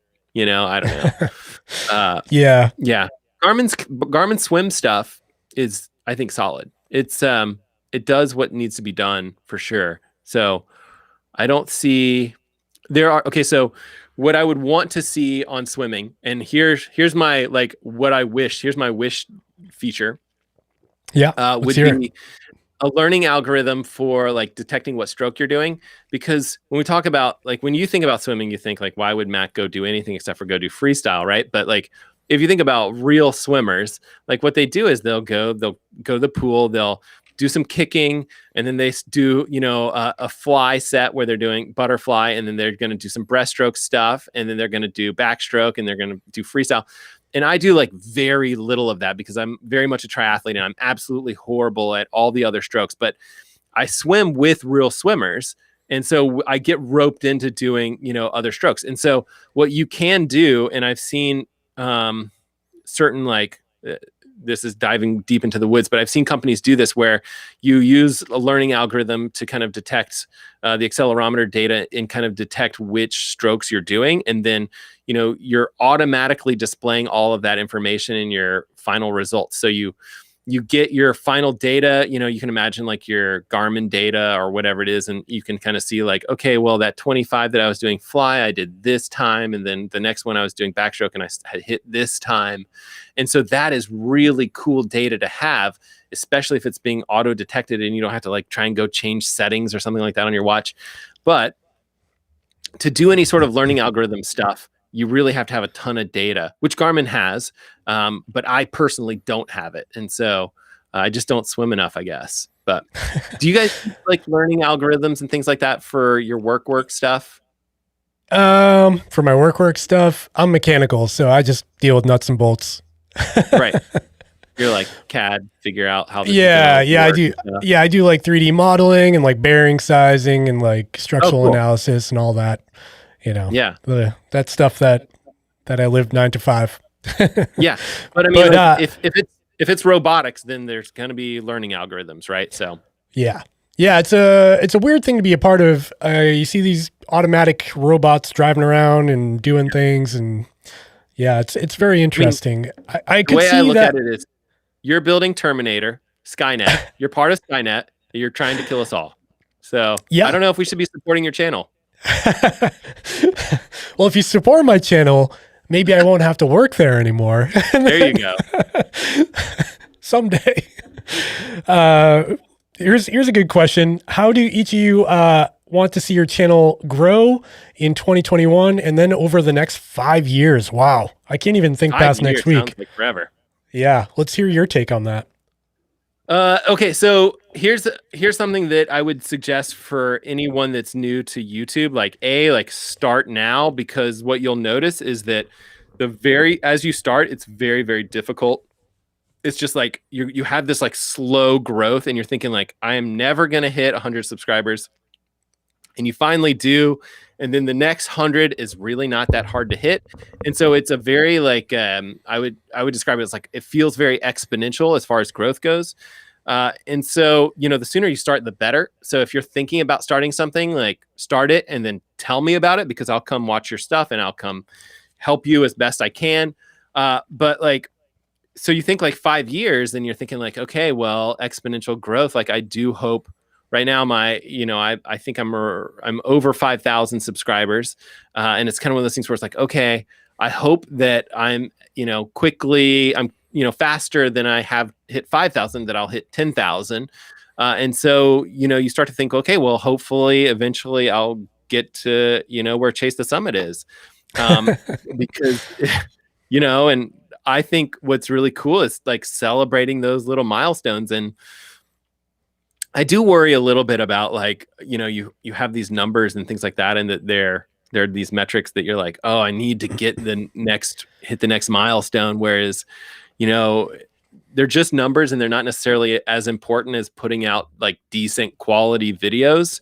And so, goals for the channel are, like, I do want to hit some decent numbers in the next year or so. And I do want to put out really quality, decent content in the near future. And I think that you can do both of those. You can put out like enough quantity that you'll see the growth, that you'll have decent numbers, as well as like have a couple of videos that you're really passionate about, even if they're not like big numbers. And so, you and I have talked about this, offline, where it's like, there's some cool stuff where it's just like, I'm going to go take my camera and I'm going to go run. And, 5 people are going to watch this, but it's going to be a hell of a good video. And I think it's important to put that stuff out there. So, yeah, I agree. That's a really hard thing that I'm like right now struggling with. Like back like a year ago, if a video got 1,000 views in a day, I would be like, holy crap, like this is amazing. But now like 1,000 views in a day isn't as good as it, it's not like a top, it's like below a top 10 performer. Right. And like, I try not to get hung up on that, because YouTube's such a dangerous place, because you come into it with such pure intentions. You want to share your opinion, or you want to entertain or educate, or just try to, like inspire or whatever. But then as time goes on, when it becomes monetized, and then things are, you're getting paid a little bit here and there, it can really shift like how you look at it and what you're making. So I really try not to let that burden me too much. Like today I posted that, the insole review with the clicky insoles. And I kind of knew like it's a pretty niche product. I know a lot of people, and it, it's an hour to film. It's an hour to film. It's a couple hours to edit, all for like $2.71 that YouTube will pay me someday. Well, you won't get paid for that, right? Yeah. Yeah. And, but for the one person that watches that video and is like, I'm a heel striker and I really want to find a way to combat this. And if that helps that one person, it's worth it. Right. So you got to really weigh it out. It's so easy to overlook the fact that like, this one video might really, really help like that one person, and I think, you make you try really hard to like make what you want to make and make good videos, and let the other stuff just let it go, where it's hard, because like one of the videos that I have coming up, I already talked about, was like the Garmin 745 after 100 days or whatever. Like that video will do well because of what it is. Like it just, it will. Like I'm confident that'll end up in my top 20 videos or something like that. I'll tell you right now, it's a banger video, because like it'll help a lot of people. But at the same time, like there's another video that'll be on my list that's like, hey, what can you expect from your first triathlon? And that's going to help 5 people, but it'll help them a lot. And it's very important to me to like get those people, into the sport of triathlon. And so I think the question was from Hunter, and he does CrossFit stuff. You guys can check out his channel. It's excellent. But like he can do the same thing where it's like, can you help people get into the sport of CrossFit? How do you help them? How do you help them with these technology choices for the sport of CrossFit? And sometimes you kind of like do some reviews that are going to be like kind of big hits, and then you kind of mix that in with some other things that you think are really, really going to help people. And then there's other things too, where it's like, I'm going to make a video coming up where I talk about changing the watch band of the 745, which is actually a little bit awkward and weird, but it's I've done it. You've done it. Okay. So like, it's a weird little process. And it's one of those things where it's like that video will do, it won't do well, but it's like, it'll help some people, and it'll help some people 2 years from now, because I think you'll be surprised. I think that'll do well. No, it won't. I think it will, because I had a guy. It'll be what I call like a slow burn video, where it'll do okay for a long time, but it won't do great ever. I had a guy message me on Instagram, direct message, and he wanted to know if I could take the Coros Pace 2 nylon band and put it on the 745. Oh yeah. And so I actually tried it. I took a picture for the guy, and I sent it to him. And you can do it. You can actually swap them around. And I thought to myself, hey, this would actually make kind of an interesting video, because I bet a lot of that video, because then you should weigh the difference and be like, what lightest GPS watch? Oh yeah, because the 745 is pretty light, actually. 745 is pretty light. Yeah, actually that would be nice. And the Coros Pace 2 is, I don't know. It like, if you take off the bands, like they're probably pretty close. I bet the 745 weighs a little bit more, because the heart rate has that pulse ox stuff. It has that like dome to it. I don't know. That'd be interesting. You should make that video. I would love to watch that video. Maybe I'll make one of those short videos that people are doing nowadays, and it will be just about that. Yeah, shorts. I don't know. I'm gonna have to try it. I just don't want to muddy up my analytics on my videos. But that was a good point, Matt. Check out Fit Gear Hunter's channel if you haven't already. He does CrossFit oriented reviews. So he looks at like the Garmins and the Coroses, and purely from the perspective of someone just doing CrossFit. So that's pretty cool niche that he's in there. Yeah, he does a good job. He does pretty thorough reviews. We got Dr. 4 Aces in the house. Hello from Japan. Nice. I can't stay for the live chat, but rest assured I'll be back to replay it later. Awesome. Thank you for that. Thank you. Goku Runner 44-day streak. That's awesome. Congratulations. Goku Runner's cool. He's done some crazy stuff. He's done some like 24-hour. He has a YouTube channel as well. You guys can check out. But he's done some like 24-hour track runs and stuff like that. Like, cool guy for sure. And he does review some products as well. But he mostly focuses on running stuff. That's awesome. Fit Gear Hunter's back again. What do you think about the Garmin badge? 80 hours of running in a month. I didn't know that existed. But I feel like it's not that hard. Well, it's hard to achieve, but for a lot of people, like 100-mile training, probably hitting that. Wait, no, that's a lot. That's a real lot. Yeah, that's a fair amount. I don't think I've ever hit that. It's a tough month. Like I feel like you could hold that rhythm for a week, but then it gets a little bit more difficult after that. I mean, I probably did it back in the day when I was younger. But I was listening to a podcast the other day about Taggart Van Etten, I want to say his name is. He's the American speed record holder, I think, for the 100-mile distance. Okay. I think he set some sort of record, but he was talking about his training plan, and he was doing 220 miles a week for like a sustained period of time. It's totally crazy. Yeah, that's really hard. I know that there's a whole bunch of runners that used to do high mileage back in the day, and in particular, like there's some Japanese runners that really pushed that kind of limit of like, what can you do? And then what was really interesting is they did like, studies on all this stuff, like when does it quit paying dividends, and when does it start being negative, and all this stuff. And Arthur Lynyard was this famous running coach back in the day, and he said, like, right around that 200-mile mark, it gets really hard to do anything else. And they even looked at like, does like when does sperm count drop? And it doesn't, it ends up dropping right. Yeah, which is right. Like that's a weird thing to think, but it ends up dropping right around, that kind of 200-mile mark, which means, if you're hitting 120-mile weeks, like, don't worry, you're good. Keep going. Yeah. Your boys are still swimming.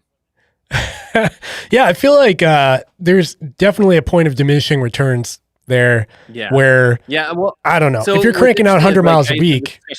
I used to have this discussion a lot when I did high mileage, and people were like, you're doing 100-mile weeks and you're not getting anything from it. And I'm like, okay, well, we're racing a 10K in the NCAA championships, and like, you could be 10 seconds slower, and that could be 30 places or 40 places of people, right? Like, it's like, this is just like a massive amount of people that can all run sub 5 minutes for an entire, for 10K, right? And it's like, there's so many of us that can do this, and I'm in the back of the pack. So that's like the thick part of it, where it's like, I'm not towards the front where like where the fast people were.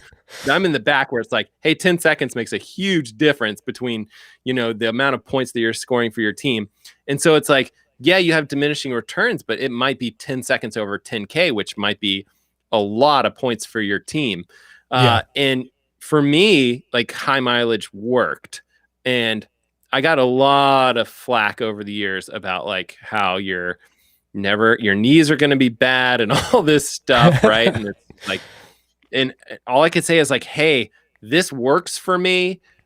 I get it. Like, if you're, 35 years old, like, don't try and go do 100-mile weeks or whatever. Like, I get it. But like, at the same time, if you've been doing 90-mile weeks for a long time, then jumping up to 100-mile weeks maybe isn't that big of a deal. So it's all in, I think, how you attack the problem, and don't ever just say like, this is wrong because it's, 3 digits versus 2 digits. Like, that's just doesn't make any sense. Yeah. It really comes down to the person, and like, obviously their run efficiency and, how they move. Some people can run and not get injured, and, others run 20 miles a week and end up with a jacked up back like I did. Yeah. Right. Like, if I look at my running shoes, I get injured. So Marty Logan says, hi, Dave. With running most days, do you always stretch beforehand? I keep getting calf soleus strains. Currently wear Pegasus Trail 2, which are awesome, by the way. So I'm a terrible example of someone who should stretch. I don't stretch at all, like zero. What I do is I start very slow in a warm up. And then after, I'll hit myself with a massage gun if I'm like tight in any areas, but I don't do any static, like, Achilles or calves or anything like that. I think what you'll find if you look into the research is that there's not a lot of good research for static stretching. Unfortunately, like, all of us do it. Like, it feels good, especially after we work out, but there's just not a ton of data supporting it. Which is crazy weird, because like, all of us were taught like, stretch so that you don't get injured, but there's just like no studies that show that at all. In fact, usually the most successful runners are fairly tight. That being said, like, stretch after you run, especially, like, it just seems like the right thing to do. I don't know, but I would say what you're doing, Dave, is probably the right thing. Like, go warm up slowly. That calf soleus issue is a common thing that a lot of us deal with. You need to let it recover for sure. You probably have some micro tears in there. But then after that, like, starting up slowly, I think the massage gun is good as well. I think that's a good thing to try. You got to use it right, though. Like, I feel like a lot of people buy them and then they like hit their tendon directly, or, get into a spot where, it's just, you can do some damage if you don't target the right areas. It's a muscle tool. Muscle groups. Yeah, that's it. Hit the meat of your calf. You're supposed to put it in your nose, right? Oh man. So Jesse McIntyre says, do you think the Garmin Venue will eventually cannibalize the Vivo Active series? Wow. I hadn't thought about that, but it's definitely a potential, because it's kind of the same thing, but with a nice screen. If they could get the battery life up on it, it would certainly be, like, if they could match the battery life, I don't see why they'd keep both lines active when most people want that bright OLED display. I don't know. We are getting close to an hour and a half here. I'm not going to keep you all night, Matt. Let's take a couple more chats. I lose track of time so fast. I knew that was going to happen. I was like, oh yeah, we'll just go an hour. And then it was like, you and I start talking, it's going to be forever. Yeah. I feel like, someone like you, we could be offline right now and just chatting. Totally. But it's the exact same conversation, but it's good to do it on air for sure. It would probably have a lot more camera talk involved. Yeah, that's true. That's true. Hey guys, you're gonna any thought? The Sony A1, right? When are you gonna buy man. That? What's keeping me from buying it? Do you follow Chris what's his last name? Hau Hau or Hua? Yes, I think I follow him. He posted the guy from Toronto, right? Yeah. He posted the best Sony A1 video today. Did he? Okay. Where he kind of took the camera conspiracy spin, and he's in a boardroom meeting with the manager and the engineer, and he's like, just give him everything, and then the manager's like, what's the price? Double it. Double it. It's like perfect. But they didn't put the flippy screen in, which I need the flippy screen. So I don't think you need to buy another camera. I think you're good.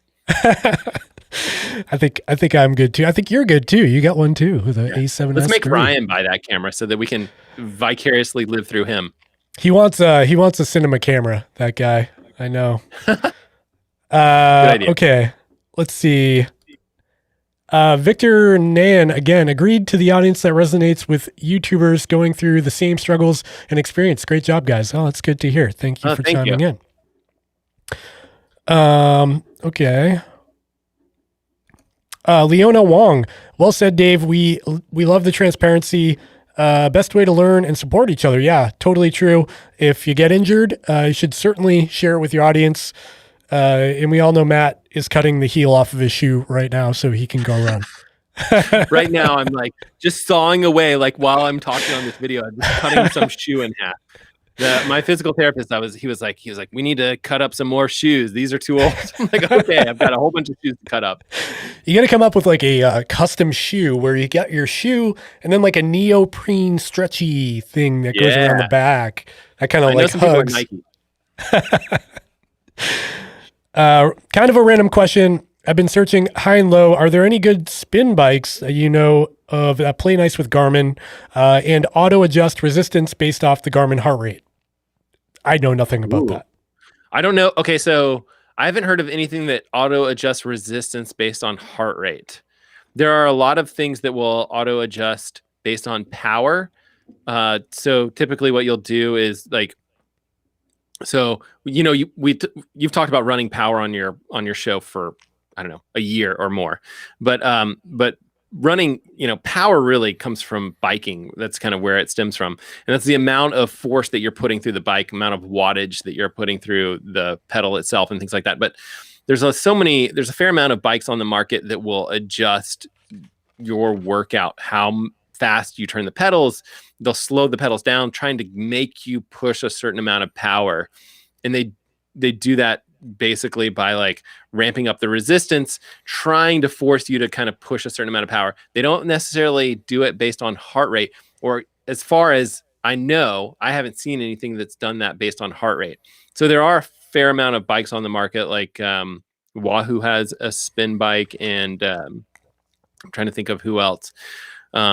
There's the Stages bike. There are a couple more, and they do that. They'll have this resistance. Wahoo also has like the Wahoo Kicker.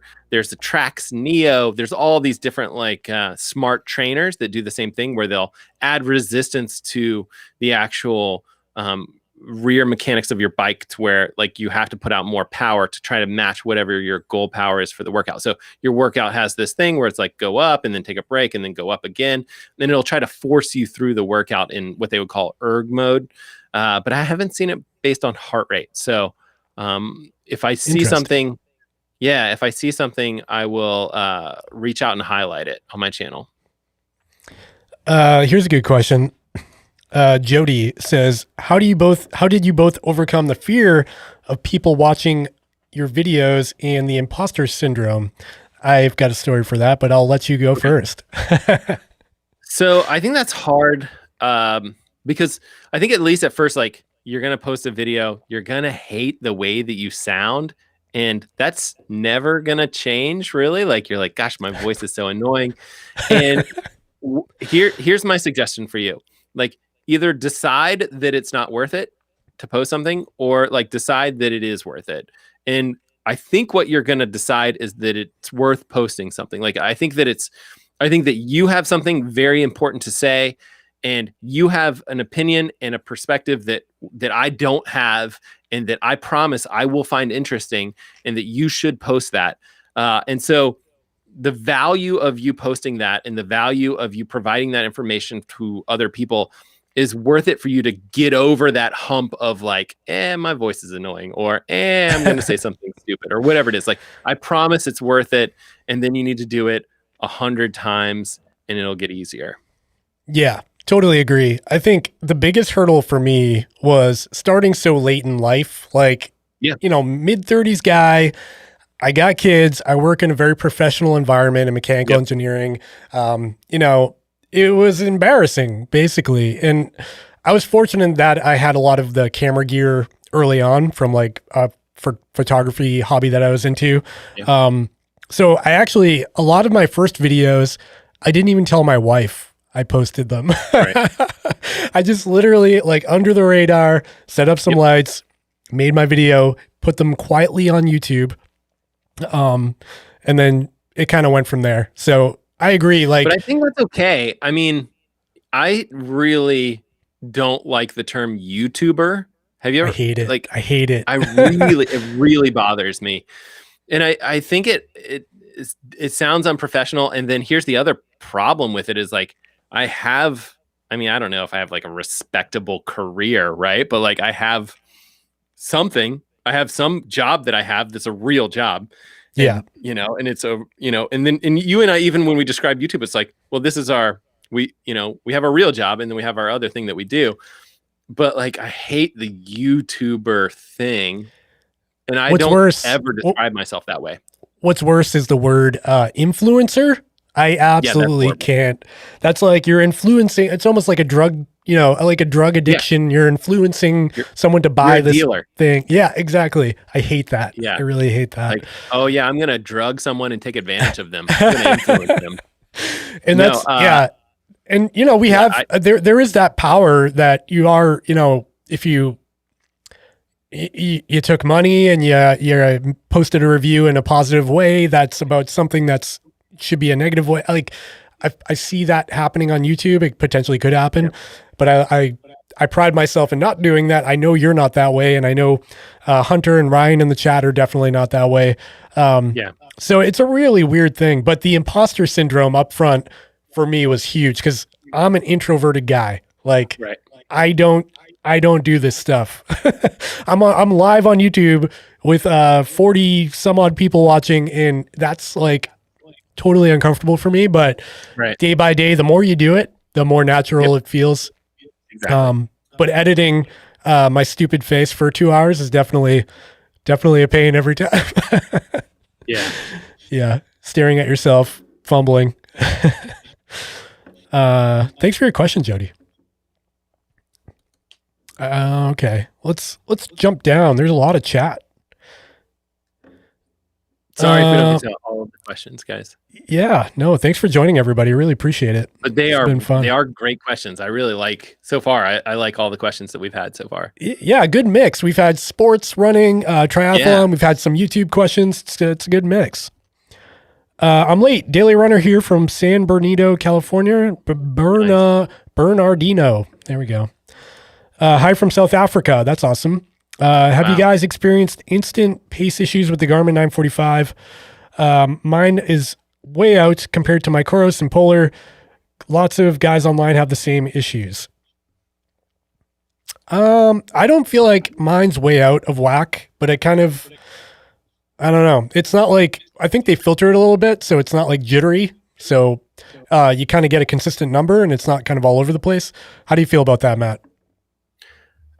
So here's the problem is, like, I feel like the numbers that I'm looking for oftentimes I'll be trying to look at heart rate to see if those numbers are out of whack, and I don't stress about pace being out of whack. And so it may be one of those things that I just haven't noticed. But I will, now that it's on my radar, I'll look for that. Again, like, I do go out running and I wear 3 watches. So The 745 has been my rock solid kind of like, this is what I think is correct, and it looks that way. So I'll look for that in the future. It's not something that I've noticed. And honestly, a lot of times when I'm out running, I'm like, oh, look at the lake over there. I'm like, oh yeah, wait, double check the heart rate is looking okay, and I have to like focus back on what I'm supposed to be, looking at. But the spot that you probably would see that the most would be when you're doing speed work or track work or something like that, where you do have these rapid changes in acceleration and speed, and you're looking at your paces that way. So not something that I've seen so far. I think it comes down to like how they filter it. They just really want to like average it out a little bit, so you're not seeing numbers kind of spiking all over the place. Right. So yeah, they'll do like a 5-second smoothing of that data or whatever it is. So, and they may adjust that, right? Like one company might pick 5 seconds, another company might pick 2 seconds, another company might pick 10 seconds. I know they do that with power data a lot, and you can actually see that when you overlay these graphs. You can see like one is really like choppy, and another one has these smooth curves. So yeah. Cody Jackson, hi from Seattle. Hey, one of your neighbors up there. Yeah. I'm training for my first Ultra 50K in either March or April. Due to COVID, the restrictions on aid stations will probably be limited. Any tips for preparing enough food for the race? I would say make sure you practice like long runs with kind of maybe a cooler in your car and do like big loops or something like that. I think a lot of ultras coming up will have very limited crew points or no crew and maybe no volunteered aid station. So it might be like, it's drop bags for everything, or it's going to be like laid out prepackaged stuff. So I would say just do a lot of practice beforehand to get your head around what kind of nutrition you need and like at what mile markers you're going to need them by. If anything to share on that, Matt?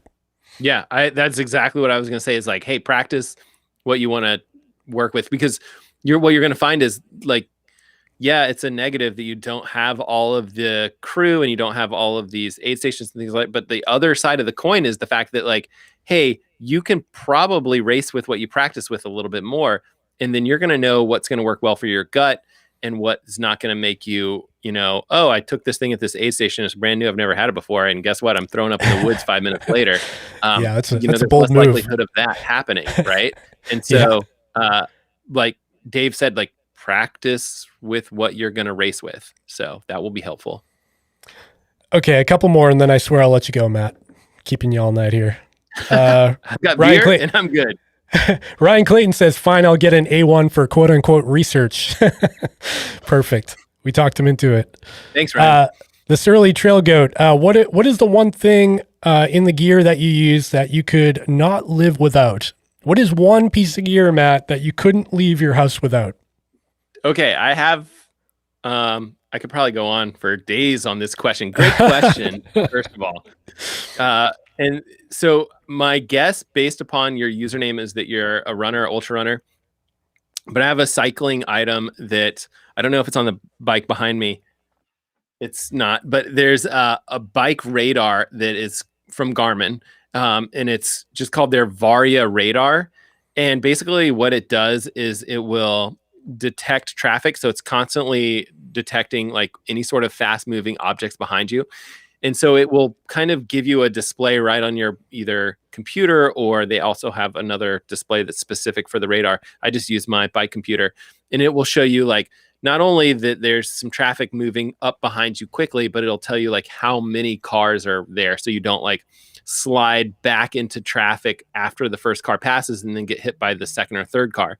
And so that's awesome. That piece of equipment is like never talked about by Garmin. It's not very popular. It's not talked about by a lot of people. And I'm just like, this thing is gold. And I literally do not leave the house without it when I go biking. And I just want more people to have it, because I don't want, I'm looking for, hey, how can we keep more people watching my videos? Well, we got to keep these people alive, I guess. So every year I do a video talking about like stocking stuffer ideas for, the cyclist in your life or whatever. That will always be in there. Here's a spoiler for you. The 2021 Christmas gift list. Like, I promise that's going to be in there. Like, hate to spoil it for you, but you should watch it anyway. But yeah, so that's a product for sure. I should think of something running wise. Running wise, I will just say, like, there's some really good like flip belt kind of things where it's like, hey, just being able to have something really easy like that to just throw your phone in, and something like that really easy that works well, I think is a nice thing to have that I tend to use pretty regularly. And then, watches. I'm a very minimalist runner. Like, back in the day, I got very fast without even having a watch, right? Like, crazy things. And we didn't have cell phones back then either. Like, it's just like crazy things can happen when you just go run. And for that, it's just a pair of shoes. So, yeah. I think if I had to pick one item, I would go with the handheld water bottle. That would be my choice, because I love the freedom. I don't like the vest. If I'm going on anything up to, in 12, 15 miles, I can pull it off with a simple handheld, even in like the heat of July. So that's my go-to. I actually have a video called "The First Item You Should Buy" as a trail runner, and it's all about the handheld. When I was a decent runner back in the day, I had all these ultra runner friends, and they were like, once you get used to having the water bottle like slipped onto your hand, it's like you feel naked without it. And I'm like, I don't know if I can do that. But until you trip and fall and have the water balloon crash where it just blows up, the bottle just explodes in your face. That sounds better than catching a whole bunch of gravel on your hands. It's true. It's true. But it is a spectacular muddy fall when you land in the dirt and it just blows up in your face. Okay, final question. I feel like this is a good one because we both have them. Do you guys still use the Nerve insoles? Okay, I'll take the first round on this one. So the Nerve insoles didn't really work for me personally, and because I'm the only person that has had issues with this, but like the side of my foot had some irritation with the piece that slipped on there, and it's only because I have a very pronounced I can't remember the name of the tendon that goes from the heel down, but it's something that was slightly irritating, and I couldn't quite get it fixed enough. And so what I did was, my best friend, who's the physical therapist, who's the pro triathlete physical therapist, who I've had on the channel once or twice, he actually, what I did was I was like, hey, use these. You can use these with your patients. It's exactly what you do. You do a lot of these, like, running fits, running economy kind of examinations and things like that. Like, this is a perfect tool for you. And I really think Nerve should be looking at physical therapists and saying, like, hey, this tool that we have is perfect for what you guys are doing. The other piece is like, well, a lot of people use different shoes all the time, and switching insoles is a pain. But yeah, no, I don't use the Nerve insoles. When I interview products, I always try to be somewhat positive, thinking of like all the engineering and all the people that put a lot of work into these products. But I hope that I made it clear that like that product wasn't something that I would have purchased and that I would suggest people purchase. So I think it's cool. I just don't think it's something that I would use every day. And if you're thinking about making that purchase, I would say you might not need to have it. It's a kind of nice to have, but maybe not a need to have. Yeah, that was a tough one for me because, like you said, I really appreciate. It seemed like the team involved with that product was very passionate, and I had a couple of phone calls, Skype calls with them, and they were very excited about the potential and the use cases and all that. But then I dug into it and I was like, you've got the perfect platform here to talk about running power, right? Because you've got load cells under your foot. You could literally gauge how much pressure is being applied by certain points of your foot and like come up with an algorithm for a really accurate power like correlation there. So those little individual pressure points, there's like a dozen on each foot. They don't actually give you power because they're not really pressure plates. They're more like sensors of like, they're just like contacts. Right. So you're not going to get like, so what you really need is like, you need like a strain gauge basically of like, so you probably engineering, right? Like, I don't know if you guys did strain gauges or something like that at some point during, I don't know if that's something that you guys use now or whatever, but like that's the correct way to do power measurement. And that is not what's built into these insoles. However, the weird thing though is you do get like your pronation and your how neutral you are and all that information. So they're definitely taking some data from those sensors to come up with that. Right. So the interesting thing about that is like, and I had this discussion with them and they were like, what is missing from our product? And I was like, you have to do running power. And I said like, hey, you know, it doesn't have you could see like the disappointment in their face. And it's basically this whole concept. And I've talked about this very early on when I first started making videos on YouTube of running power with the Stride Pod. These are estimations of power. They are not strain gauges. They are not real power. They're looking at the accelerometer data and they're estimating power based on math, right? And it's like, it doesn't mean that it's not a good, like it does, just because they're estimations or anything, doesn't mean that it's not of value. Like they're great. You can help pace yourself. You can look at like hills, totally different. They're very valuable. It's valuable information, but it's not real power. It's just like, hey, we think you're going up a hill. We think you're gonna, you know, roughly this amount of effort, this pace. Okay, we're gonna go with this power. Like the algorithm figures this out. But they did not. So I talked to Nerve about this, and they were like, you know, we cannot bring ourselves to call something power unless it's really power. Yeah, that's the answer I got too.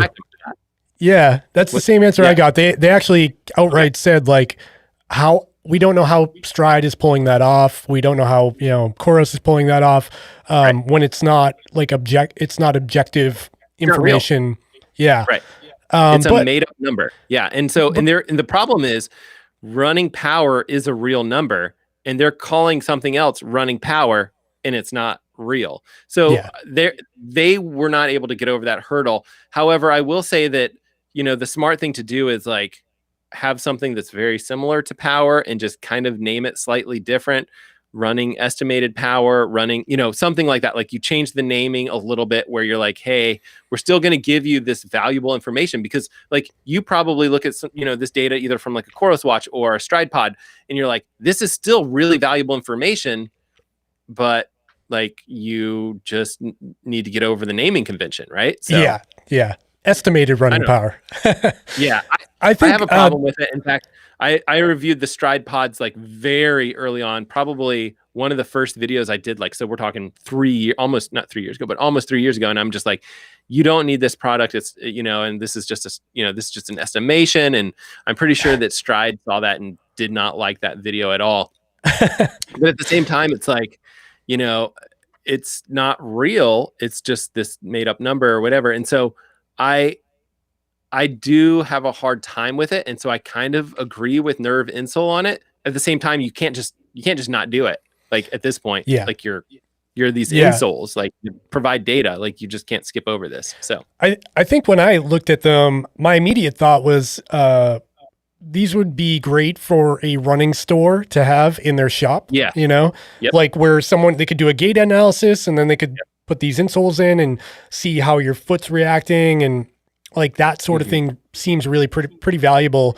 So I would say if they stripped out the GPS chip because it didn't seem that useful to me, and just focused on like the actual like metrics in the sensors and everything and made it a little bit cheaper, I feel like it would become a better product overall. I wonder, so they're using the accelerometer to kind of get a more accurate distance than GPS, but I feel like the GPS was coming from the phone or something like that. No, there's actually a chip. There's a chip in there. There's a GPS chip. There. Yeah. So it does have to detect GPS. But you can start a run right from the thing and leave your phone at home and run. And it'll record the route. But I didn't find it to be like super accurate.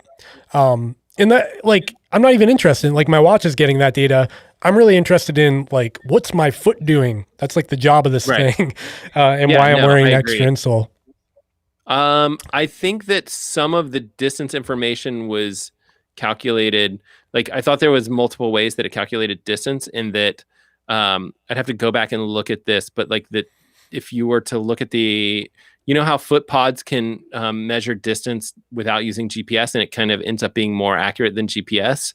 Yeah. I feel like they were using the same technology, the accelerometer data, to calculate distance. And so it may be that distance is more accurate, but then that your GPS mapping data was not that accurate. So I don't know. Yeah, probably. All right. We've been on the air for 2 hours, Matt, so we got to wrap this up. I want to thank you for joining tonight. If you haven't yet, make sure you go check out Matt's channel. I'll have it linked down in this description. Thanks for joining, Matt. I really appreciate it. It's been a fun conversation tonight. Yeah, absolutely. Give us your final thoughts. Put you on the spot. Final thoughts. Thank you very much for having me on the channel. I mean, obviously I'm a huge fan. I got all the hats, but I'm just glad that I found your channel. I remember, really, I don't know. It was like chatting with you on this video. I was like, oh, I have a similar video to you. And then I found you and I was like, oh, wait, you have 3 boys. Oh, that's crazy. I have 3 boys. And then it was like, oh, you're filming with the Sony A7 III. That's what I use. And it was just like one thing after another. And I was like, wow, I have a lot in common with this random guy in New England.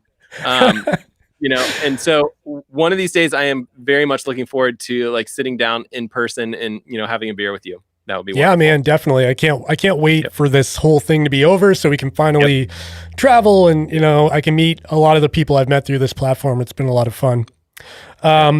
With that, I want to thank everybody for joining tonight.